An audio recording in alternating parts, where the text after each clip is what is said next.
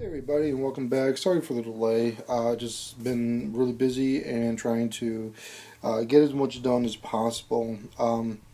What I have in front of you here is a Forge World Land Raider Spartan, and I am actually using two devices, and I'm trying to make sure that it doesn't get into the way of anything else.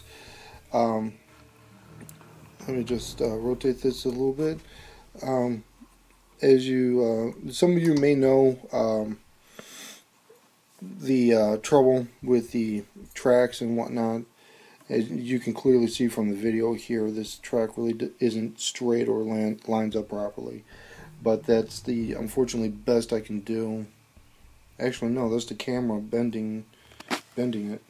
There you go. Hey! But also, what I wanted to show you a little bit, let's see if I can grab this and lift up the light that I'm using.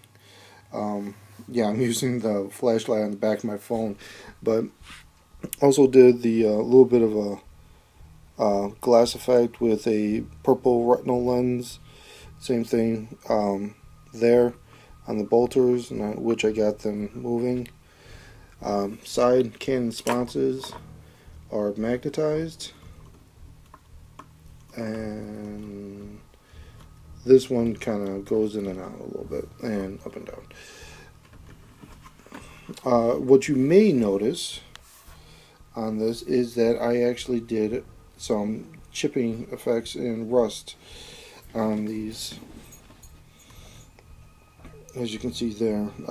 Now, I have stepped out of my comfort zone considerably because I really don't know how to do chipping effects. This is my first time, so please don't judge too harshly on those who do it a lot.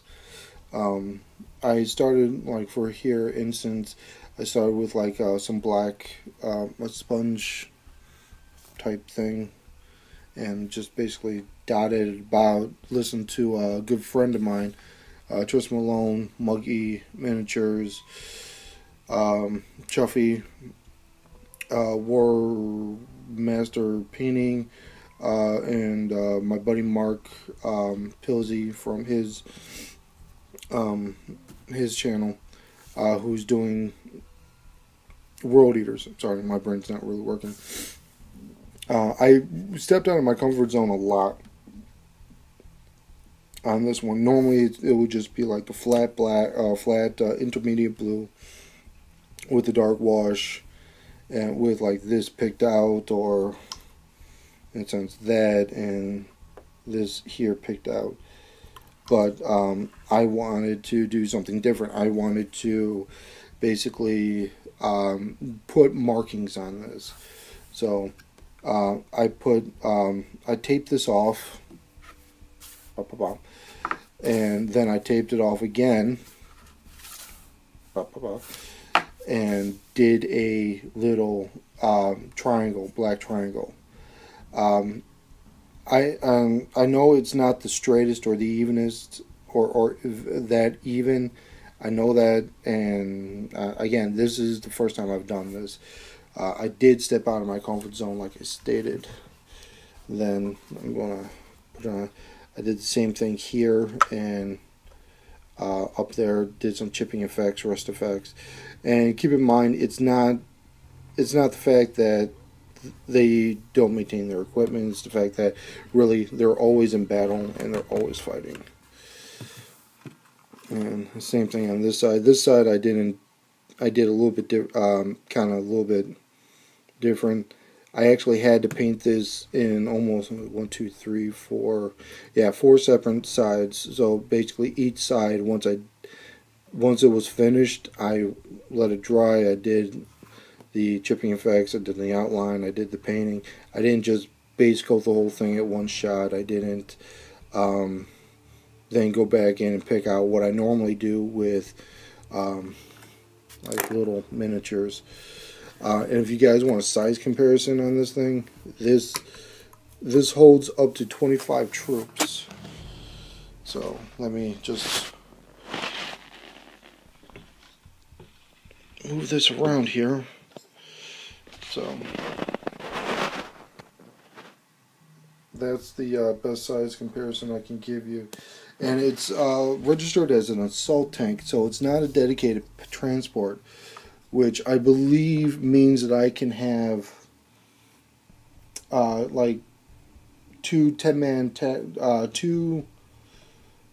tac squads and then a 5-man support squad in this, and they can go all their separate ways once they land. I believe I'm understanding that correctly. If not, feel free to leave a comment below telling me what the proper terminology and definition for assault tank is. But yeah, I really kind of went to town on this, as far as like the chipping effects, rust effects a little bit.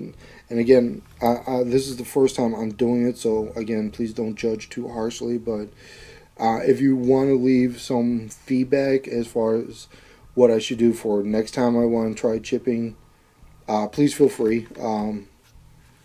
But yeah, I magnetized a lot of stuff. There's a magnet there, that magnet right here, and then this has a magnet, so it's able to pivot and turn without too much of an issue. So, and originally the reason why I magnetized all this, one was, first I wanted to do it. I wanted to see if I could do it.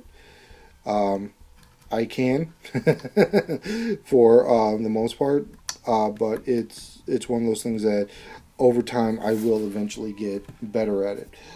And the second was when a weapon was destroyed, I could easily just go, okay, this one's now gone, or the heavy bolter sponson's now gone, and then the same thing with this one. It's that's the main reason why I chose to do the way I did with that. I am going to start a 5-man flamer support squad for my campaign that I'm doing with the guys over in England. I got my first mission pack, and so it's basically just using rules straight out of the Betrayal and Massacre book, with some rules of 40k as far as like lance weapons, I believe. As far as I know, it's just they're using the two main rule books, Betrayal and Massacre, for the campaign that Chuffy's doing, and all the guys that are going to be doing this, I'm going to be putting a link in the description below. And that's what I'm going to start on next, is the 5-man tac squad. I do need still a Forge World. Let me just bring it up real quick here. I can't think of it off the top of my head. It's a Forge World Predator. That's what it is. Legion vehicle. There you go. Forge World Demis Pattern Predator Infernus. And I'm going to try to. Here, let me just bring that up here. Okay. Yeah, Forge World Predator Demis Infernus. What I'm going to do is I'm going to take the flamer cannon and magnetize that with the multi-melta that goes on it. Same thing I'm going to attempt to with the side sponson, so I can have the flamer, or I can have a las cannon, or I can have the heavy bolter option, or whatever other option it comes with. So those are things that I'm going to be getting, and hopefully within my next paycheck I'll pick it up and whatnot, and I'll start building that. But this is what I got for you. Comment, like, and subscribe if you haven't done so already. And again, I'm sorry for the length of this video, but this is actually something I'm personally proud of, for the magnetizing, for the chipping, for the weathering, and for mainly the help that I've gotten from the community and a lot of my good friends. So have a good day, everybody. I'll talk to you later. Take care. Bye bye.